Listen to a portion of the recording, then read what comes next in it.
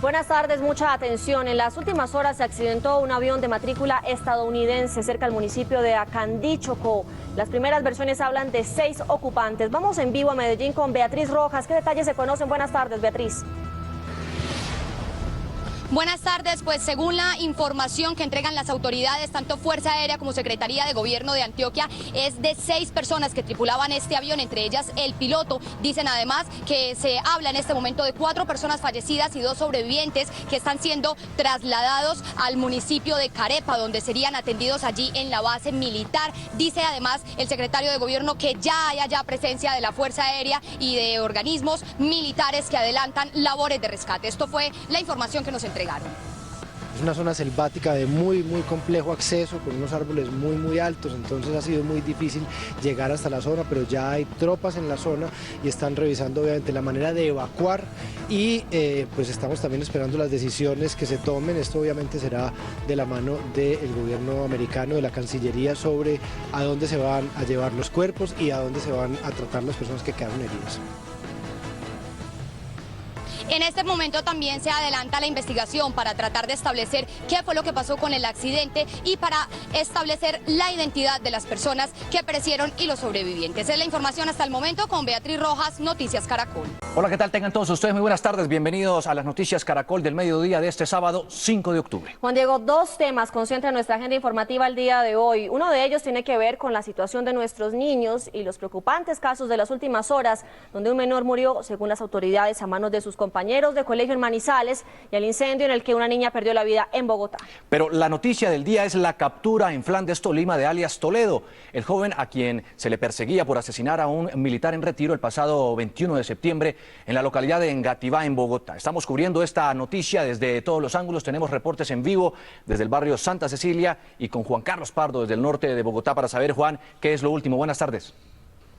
Hola Juan Diego, buenas tardes. Lo último son los detalles que sobre esta captura entregó hace algunos minutos el director de la Policía Nacional, el general Rodolfo Palomino. Entre ellos que fue capturado este hombre alias Toledo, sin cabello y con barba. Aquí se observa el momento en el que Carlos Andrés Moreno Cardoso, alias Toledo, es capturado por la policía. El director de la institución, general Rodolfo Palomino, dijo que se logró ubicar a Toledo gracias a la información suministrada por sus propios amigos de barra. Fue información suministrada por los propios hinchas de los diferentes equipos, incluso, y fue la información más abundante, de hinchas del propio equipo al que pertenece. Según el oficial, alias Toledo intentó evitar su captura.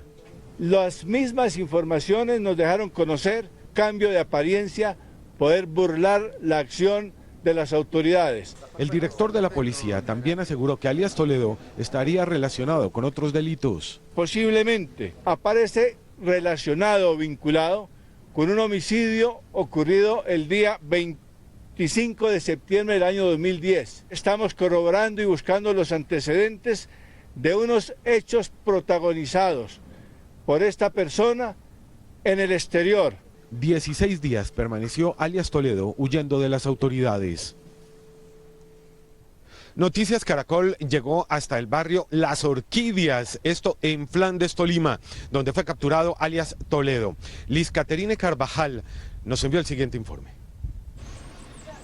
Este es el barrio Orquídeas en el municipio de Flandes, Tolima, donde según la policía dieron captura a Carlos Andrés Moreno Cardoso, alias Toledo, sindicado del asesinato de Pedro Contreras, militar retirado del ejército y padre de un hincha de Santa Fe. Hasta este lugar llegaron los efectivos de la SIJIN, donde dieron captura al joven sospechoso. Él fue trasladado a la ciudad de Bogotá, donde esta tarde se llevaría a cabo la audiencia de legalización de captura. El director de la policía, el general Rodolfo Palomino, anunció que será cancelada, pagada la recompensa de 15 millones de pesos a la persona que suministró la información para dar con la captura de alias Toledo. Desde el norte de Bogotá, Juan Carlos Pardo, Noticias Caracol. Juan Carlos, gracias por el reporte. La familia Contreras, víctima de la presunta actuación de alias Toledo, habló con Noticias Caracol sobre su captura. Piden que todo el peso de la ley caiga sobre el joven. Vamos en vivo con Juanita Gómez. ¿Qué más dice la familia del militar en retiro? Juanita, buenas tardes. Buenas tardes, Catalina. Pues la familia Contreras no se esperaba esta noticia, pero le agradece a las autoridades que hayan actuado y logrado la captura de alias Toledo. La familia Contreras le dice a este joven que lo perdona, pero le están pidiendo a quienes estaban con él esa noche que se entreguen, porque él no actuó solo.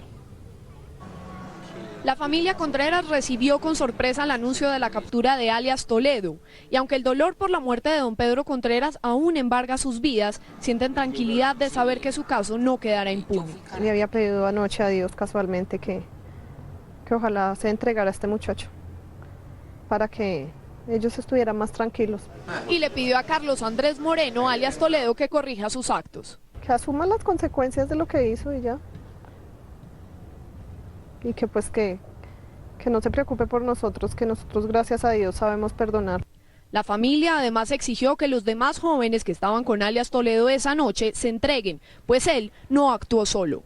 Que colaboren con la justicia, que se acerquen, que digan lo que sucedió y el por qué lo hicieron. Las versiones de los vecinos y de los testigos del caso aseguran que los jóvenes que estaban con Toledo ese día pertenecen a una división de barras bravas conocida como Los Pinzas. En Noticias Caracol las historias tienen contexto, por eso les vamos a mostrar en este momento el recuento de la historia del triste asesinato en el que falleció un militar retirado cuando intentaba defender a su hijo de un grupo de hinchas de Millonarios. ¿Quién es alias Toledo? ¿Dónde ocurrió el asesinato? Acá se los mostramos.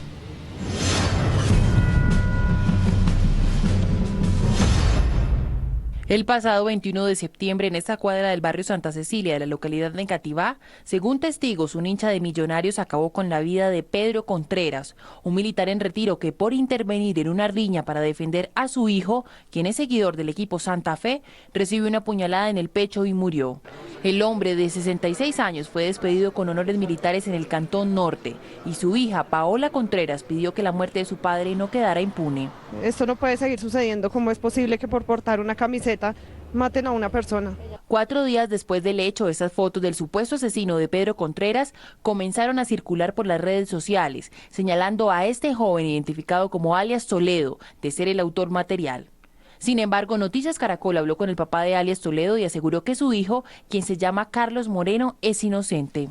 O sea que usted dice que su hijo no fue el que cometió el crimen. No, en ningún momento.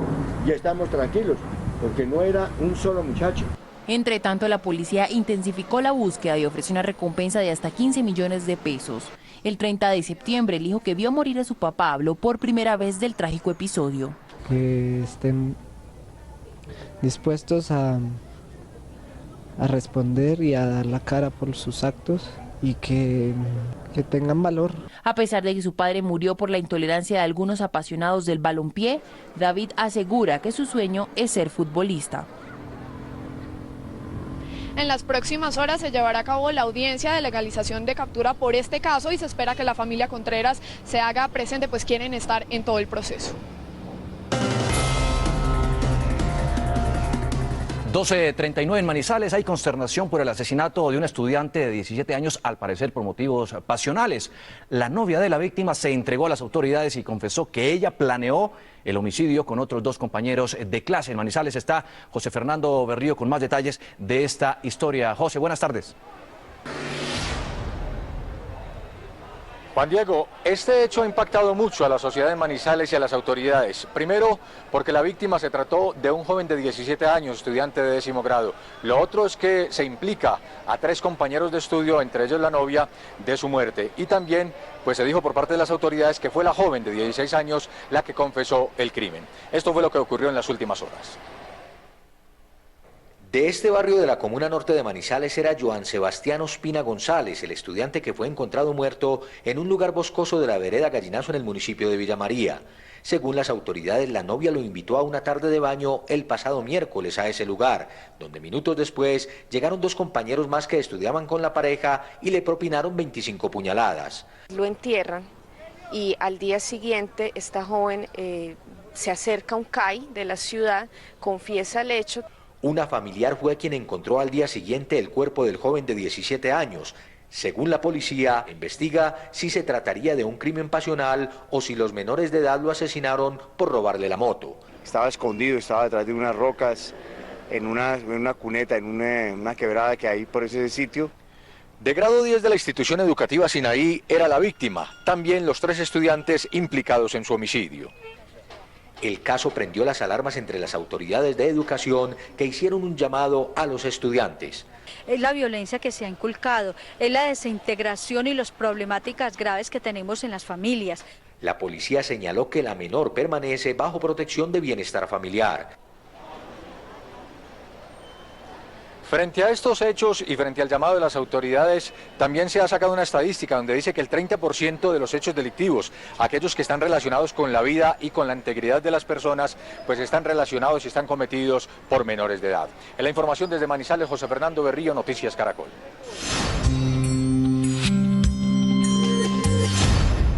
Un dramático caso de matoneo escolar contra una niña en el municipio de Facatativá, Cundinamarca, se conoció en las últimas horas. Familiares de la menor aseguran que en el colegio en donde estudie sus compañeras la golpean y los profesores no hacen nada para ayudarla.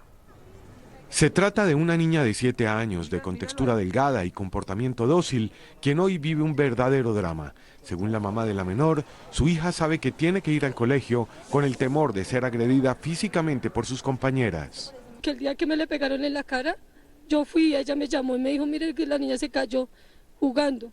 Y mi hija me dice a mi mami, me pegaron. Y yo tengo las fotos donde ella me le pegaron y la respuesta de la coordinadora fue, no hagan más problema por eso. Simplemente fue un golpe.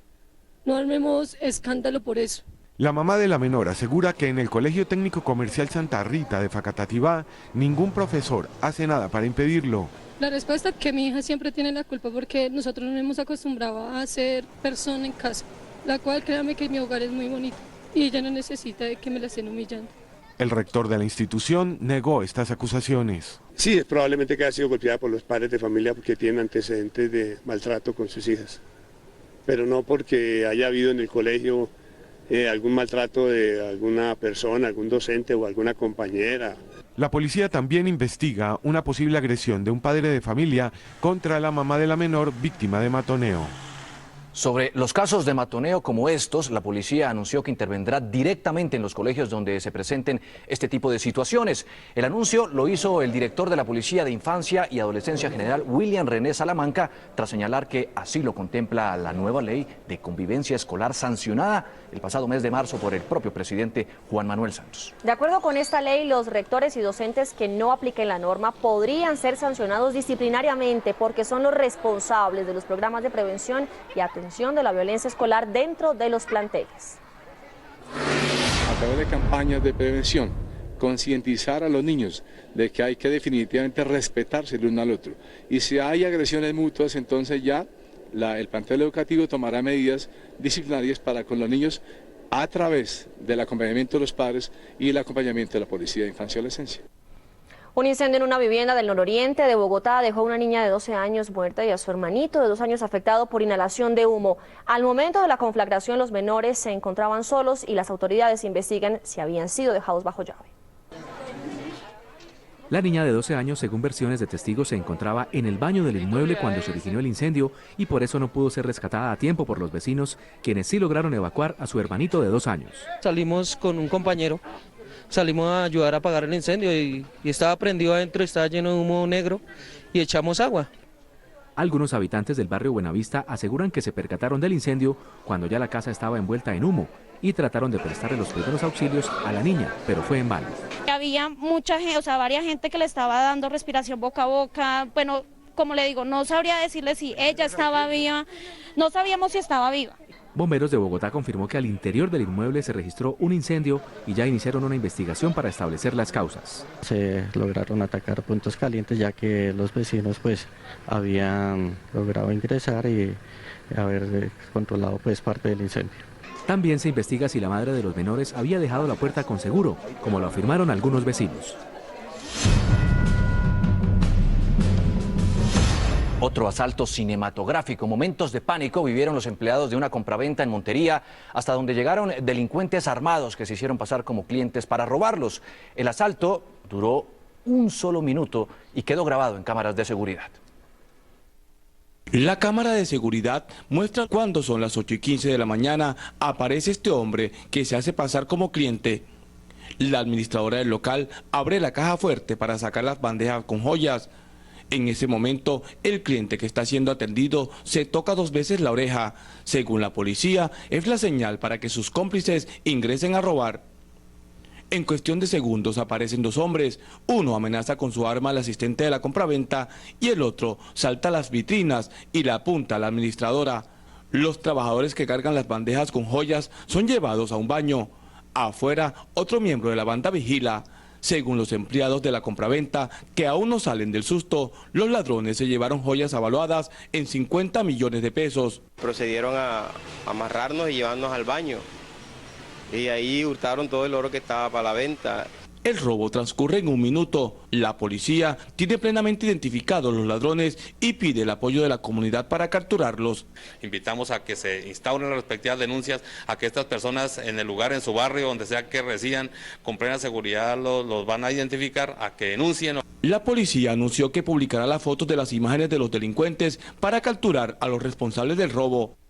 12:47. La Secretaría de Salud de Bogotá le impuso medida de cierre sanitario a 5 unidades de reacción inmediata de la capital por considerar que las condiciones de salubridad atentan contra la integridad de los detenidos. Noticias Caracol hizo un recorrido por algunas instalaciones y queda en evidencia que nuevamente el hacinamiento supera el 200%. Estas imágenes obtenidas por Noticias Caracol dan cuenta del nivel de hacinamiento en la unidad de reacción inmediata de Puente Aranda. Algunos detenidos deben dormir sentados, acurrucados en los pasillos y hasta en las escaleras. Incluso hasta los propios policías se ven sometidos a vivir este tipo de situaciones. En la URI de Palo Quemado, la situación no es distinta. Estamos peor que animales, pues somos seres humanos y no merecemos esto. Aquí se siente mucho frío, no podemos dormir estirados.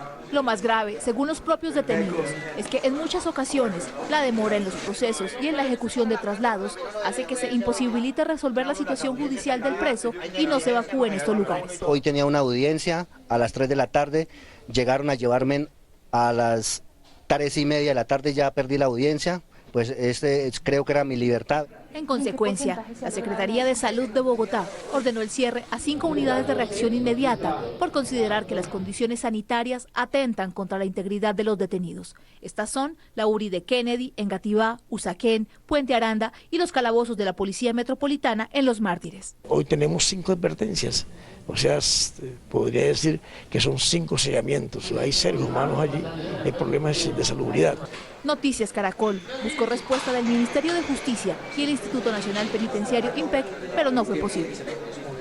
En Cali sigue siendo todo un misterio el paradero del docente e investigador de la Universidad del Valle, quien desapareció el pasado 7 de septiembre tras ser víctima, al parecer, de un paseo millonario. Vamos en vivo con Yanio Díaz para saber si las autoridades tienen nuevas pistas. Yanio, buenas tardes. Tras intensas labores de investigación y de inteligencia por parte de las autoridades, han logrado establecer en las últimas horas que presuntamente se trataría de una persona muy cercana al investigador y a la familia. Entre tanto, pues en las últimas horas también pues fue capturado el conductor del taxi en el que realizaron el paseo millonario. También hay una imagen que fue captada a una de las personas que realiza un retiro en uno de los cajeros. Esta persona fue vista por última vez en el sector de Pance, en la vereda Loma Larga. Entre tanto, pues las familiares continúan realizando una búsqueda de esta persona en la ciudad de Cali, continúan repartiendo afiches y volantes para dar con el paradero de este docente.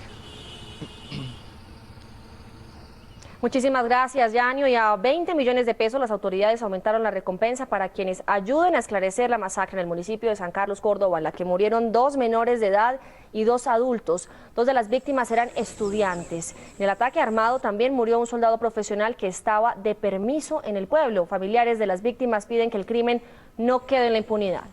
En las próximas horas, los cuerpos de las víctimas serán llevados al corregimiento de Trementino, en San Carlos.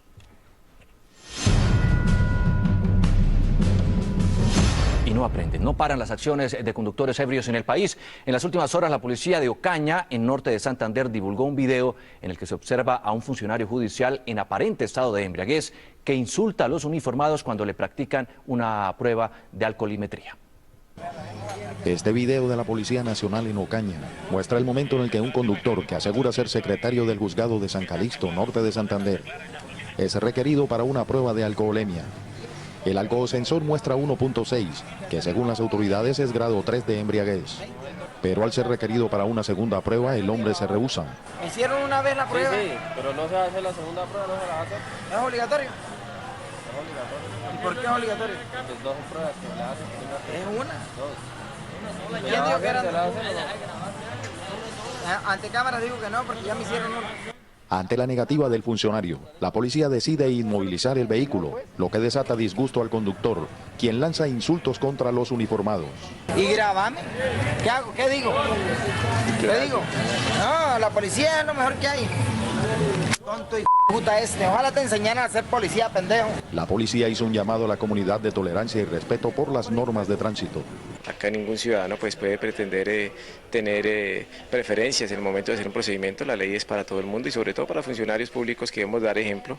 El conductor sancionado deberá pagar una multa cercana al $1.000.000 y su licencia será suspendida por 1 año.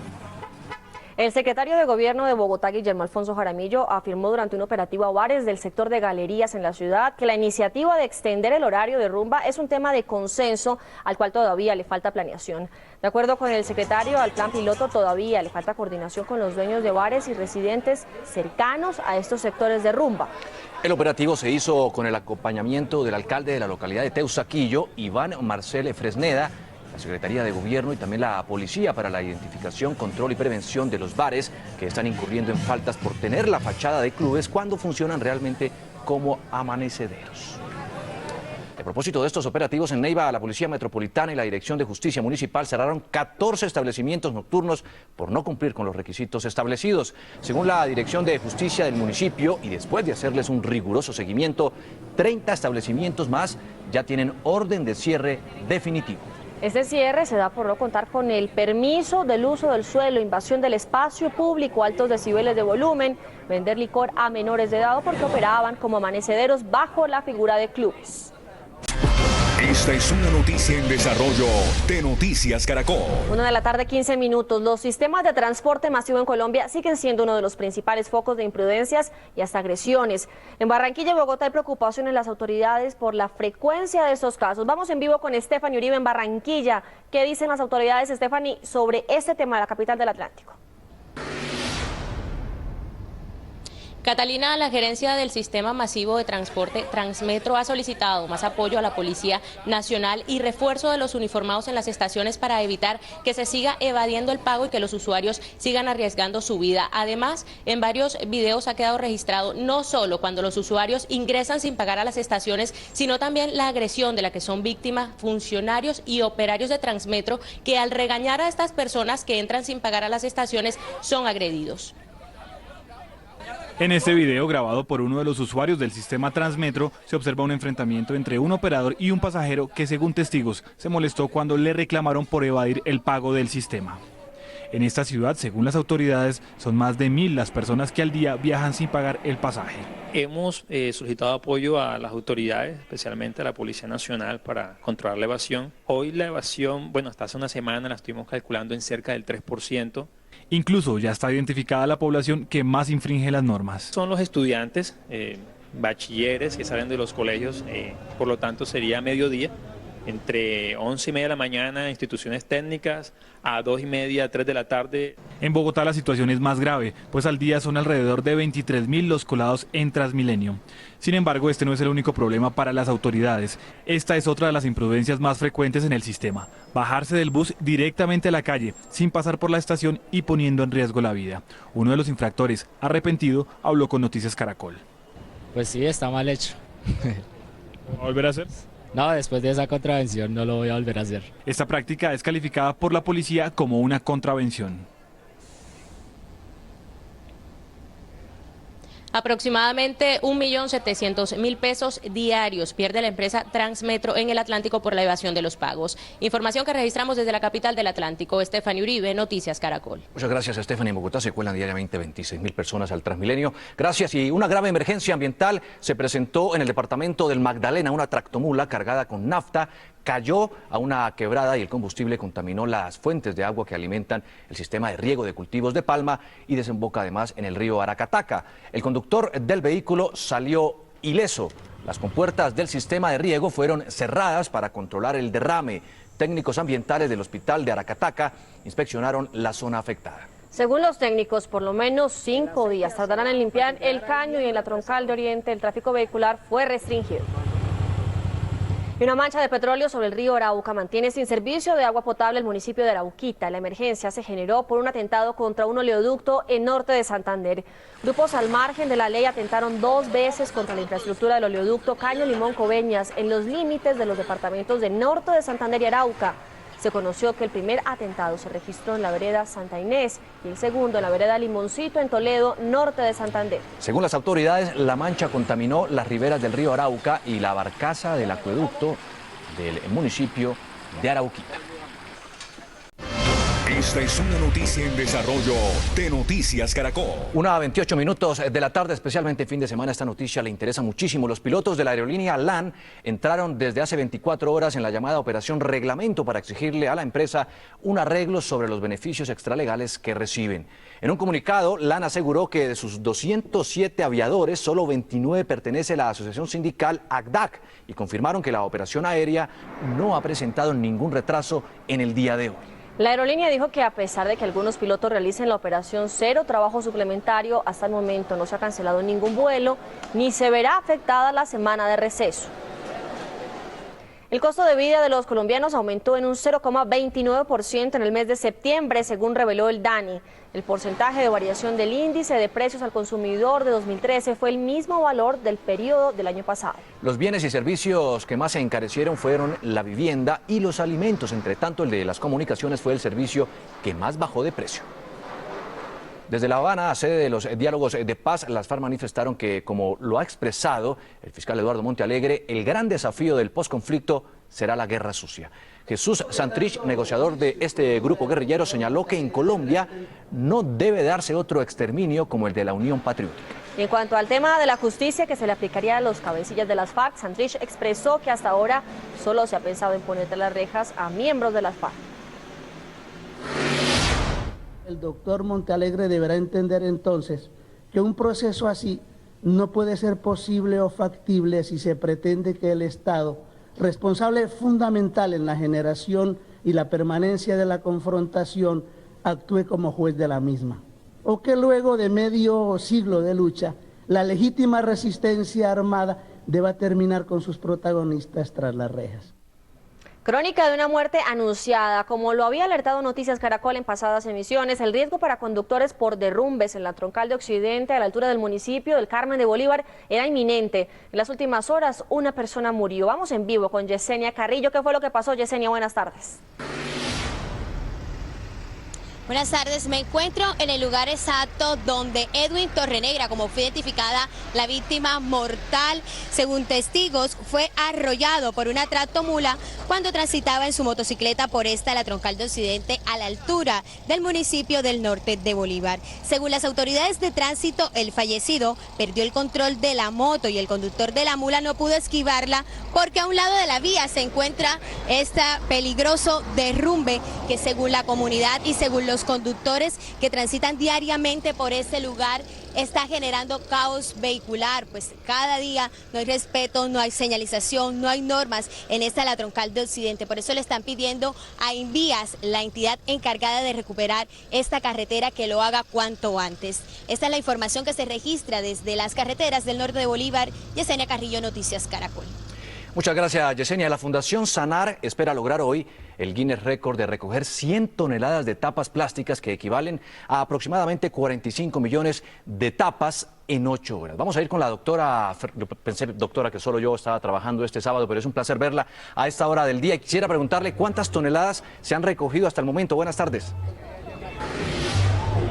Juan, buenas tardes. Primero tengo que decir gracias, Colombia, gracias por el compromiso, por la solidaridad, por el apoyo a esta gran causa. Les cuento que ya se superó la meta. A esta hora, 1:25, 1:30 pasada de la tarde, ya van 116 toneladas de tapas para sanar.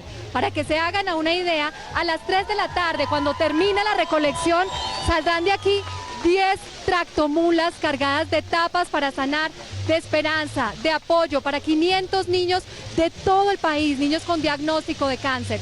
Hoy hemos alcanzado una meta, pero su compromiso y el mío continúa. Todas las tapas cuentan, no importa el tamaño, no importa el color, no importa el peso.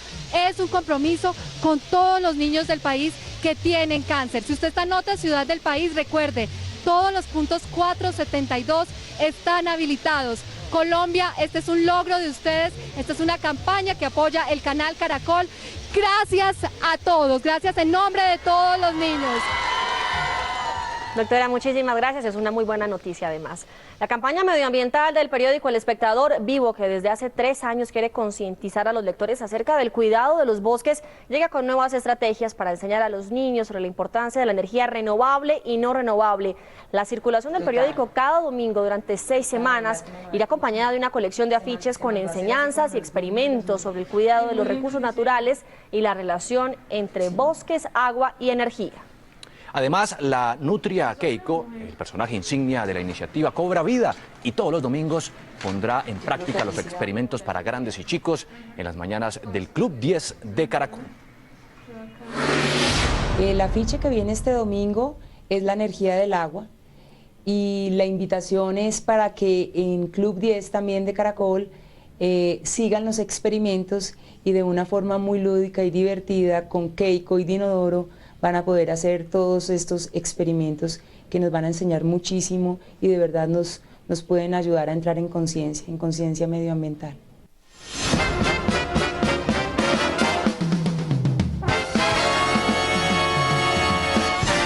Este fin de semana Mompox es sede del Festival Internacional de Jazz y hasta la mágica y colonial isla sobre el río Magdalena llegó Vanessa de la Torre. No me llevó, pero nos envió el siguiente informe.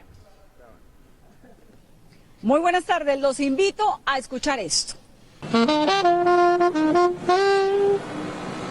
Así suena hoy Mompox, esta isla en el río Magdalena, histórica, colonial, religiosa, declarada Monumento Nacional en 1959 y Patrimonio por la UNESCO en 1995. Queda a 250 kilómetros de Cartagena. Hay que pasar ferry por el río Magdalena para llegar acá. No hay vuelos comerciales y ese aislamiento ha hecho que la ciudad se conserve muy virgen. Lo que sí hay hoy en Mompox es música. Oigan esto. Es el Festival Internacional de Jazz y hemos escuchado gospel de la Universidad de Bellas Artes de Cartagena y también grupos locales. Se respira música en esta ciudad, húmeda, caliente, con la imponencia del río y el aire de la colonia. Era uno de los puertos orfebres más florecientes durante esa época y es tan importante dentro de la historia de Colombia Mompox que los despido con una frase de Simón Bolívar. Si a Caracas debo la vida, decía el Libertador, a Mompox debo la gloria. Nos vemos en la noche con más información de este festival. Soy Vanessa de la Torre, Noticias Caracol. El Ministerio de Defensa efectuó durante esta semana la que podría llamarse una ofensiva diplomática militar sobre 8 países de Centroamérica y el Caribe, a los que ofreció desde entrenamiento para tropas hasta operaciones conjuntas en las Antillas. Carlos Barragán acompañó la gira y conoció detalles de estos ofrecimientos. Caracol investiga.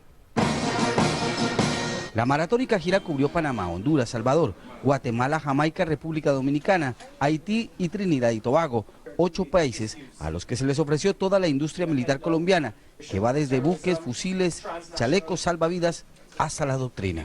Ofrecimos entrenamiento, experiencia de nuestras fuerzas militares y de manera especial de nuestra policía, que hoy es tan apreciada a nivel internacional. Segundo, ofrecimos los equipos y las capacidades que nuestra industria militar y naval viene desarrollando.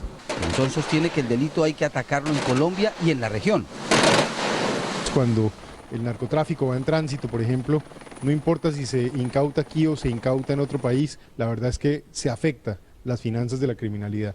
La generosidad de Colombia en este recorrido por Centroamérica tiene una explicación más para el analista Jairo Libreros. Es un ejercicio de disuasión militar que busca enviarle un mensaje muy claro y preciso al gobierno del presidente Daniel Ortega en Nicaragua sobre la capacidad que tiene Colombia en términos militares, pero particularmente la capacidad que tiene de asociar las voluntades en materia de seguridad y defensa nacional de muchos países centroamericanos. Colombia contaría con el apoyo político y militar de esas naciones que son vecinas suyas para garantizar la soberanía colombiana. Es mostrarle a Daniel Ortega la capacidad real que tiene Colombia en materia internacional. La oferta material más atractiva la brinda la Armada colombiana. Trinidad y Tobago está interesada en un buque como el 20 de julio, pero hay otros países que piensan en lanchas pequeñas como las Pirañas o en renovar a través de Indumil su armamento. El entrenamiento en caliente también es apetecido. ¿Cómo es esa operación buque, lancha, avión? ¿Cómo es esa operación con los helicópteros? ¿Cómo es esa operación con los elementos de combate fluvial? A eso le estamos apuntando. ¿Cómo son las operaciones de búsqueda y rescate? La policía está asesorando con hombres expertos la modernización de la fuerza pública en Guatemala y Dominicana, lo mismo que en Haití, desde hace cerca de 2 meses. En Guatemala tenemos 50, en Haití tenemos 23, en Jamaica tenemos 23 igualmente, pero bueno, rotándolos permanentemente. ¿Y quién paga estas capacitaciones y ayudas? El ministro de Defensa tiene los financiadores. Hemos hecho causa común con otros países, con Canadá, con Estados Unidos, para financiar, en el caso de ellos, ese entrenamiento que Colombia puede proveer y esa experiencia a varios de estos países de la región. Colombia también anunció la creación del Centro de Estudios Estratégicos y de Seguridad para la región, otro elemento que le va a permitir contrarrestar los intereses expansionistas de otros países en Centroamérica. Carlos Eduardo Barragán Rosso, Noticias Caracol. Llegamos hacia el final, estas fueron las noticias, nos vemos a las 7 de la noche con una nueva edición informativa. Juan, ya viene la red, eso es Noticias Caracol, primero Noticias, una feliz tarde. Buenas tardes.